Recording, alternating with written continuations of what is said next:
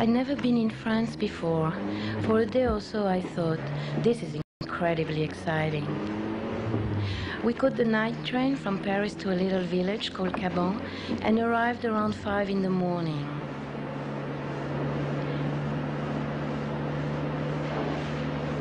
Everything was fragrant and deathly still,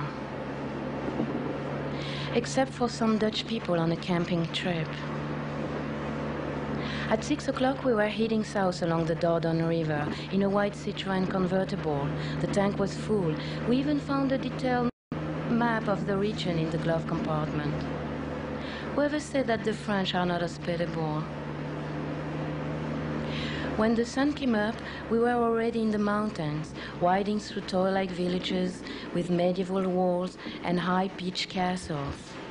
Château Figeac, Château Plagnac, Château La Tour-Pauillac, Château Morinon, Château Grand-Puy-Lacoste, Château Puy-Blanquet, Château Grand Cru, Château des Morts Vivants, Château du Soleil Levant.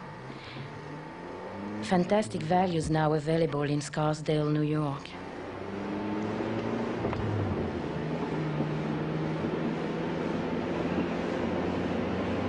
It took us 10 hours to reach Rodez, 120 miles away. We stopped for lunch at a little alberga, a petite auberge, of the main track, right in front of some troglodyte's cave. Le Garçon obviously still belonged there. He hardly spoke a word of English. In fact, he hardly spoke to us at all. We wanted trout and watercress, but settled amicably for the hamburger du chef, a local specialty, we were told. Coca-Cola's on the house. By the middle of the afternoon, we finally saw the lacy spires of the Cathedral de Rodez through clouds in the distance. We had reached our destination. Our travel adventure was coming to an end. Denis Paul Bouloc, a young poet, friend of Antonin Artaud, now in the travel business, was waiting for us in front of the remains of the Rodez Asylum, now le Lycée de Jeunes Filles Hieronymus Bosch. He's taking us on the famous Artaud tour. One can wonder why Antonin Artaud came to Rodez. One must go back in time and realize that at that time, France was occupied by the German military. There were severe restrictions, and the country was in havoc. It was a very bad time. Friends and followers of Artaud, who was himself going from one psychiatric hospital to another, asked Dr. Ferdière, who was the director of the Rodez Hospital, if Artaud could be admitted there.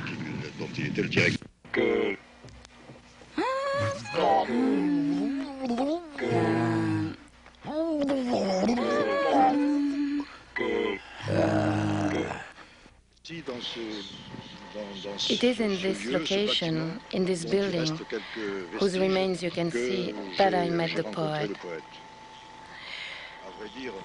To tell you the truth, I preferred to meet Artaud outside of these sinister walls.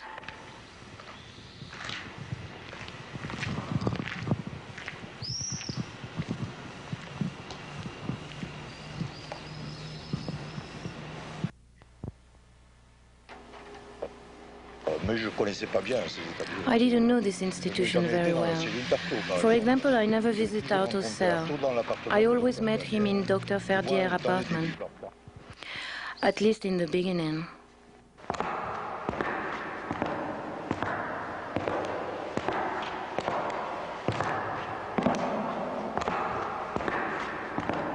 Humpty Dumpty sat on the wall.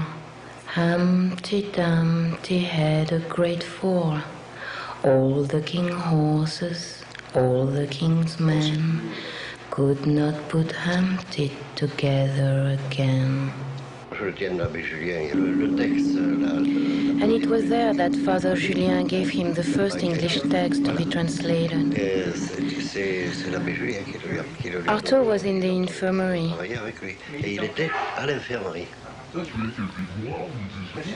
Did he stay there for months or years? Not years, no, but for quite a while.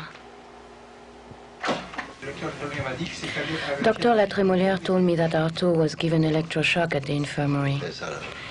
Yes, but I didn't witness it myself. I saw his cell, though. It was really rough. I've been in a Nazi cell, so I wouldn't say that it was quite like that, but it was more like a jail. Well, like a jail, yes.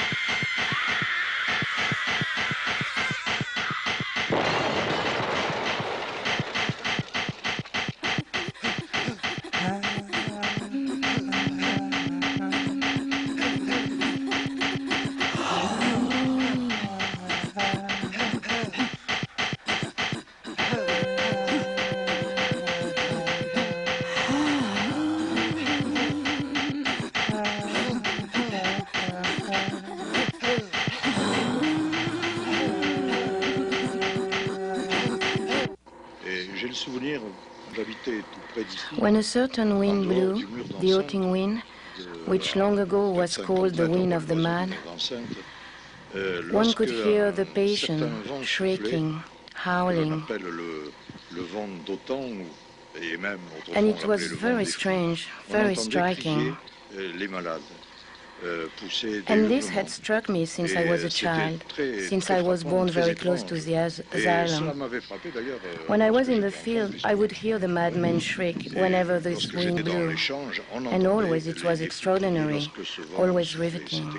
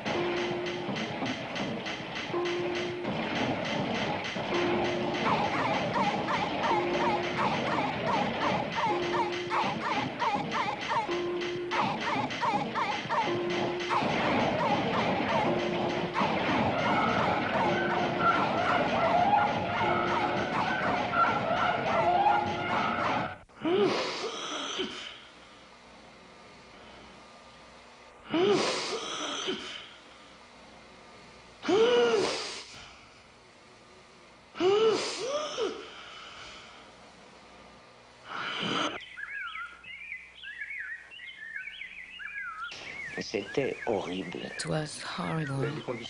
The asylum? Oh, horrible. Today one cannot even conceive of it. It was a charnel house, literally. The whole country was starving. So needless to say, at the time, the patients were dying like flies. Many things could upset Artaud that Dr. Ferdière had failed to mention. One day, while we were walking the street with the poet Hilary Ronca, I was between the two of them, because they were taller than I. And at a certain point, Ronca, who was a connoisseur of women, said to Artaud, "But when you see a woman in the nude, Artaud, doesn't that profoundly move you as being a work of art, the very embodiment of beauty?" And at that moment, Artaud reached to him from behind me, grabbed Ronca and said, "Ronca, stop now, this is blasphemy." He would sometimes say that it's the Virgin on top of the cathedral tower of Rodez who had called him here. It has surprised me a little. But this corresponds pretty well to something that happened one day. We were in the company of the painter de Langlade. We went to the cathedral. It was at the time of the Vespers. Artaud crossed himself upon entering. He extended his hand to de Langlade, so that he would cross himself in turn. Then he left us and walked over to the choir, and he kneeled. Then he prostrated himself in the shape of the cross.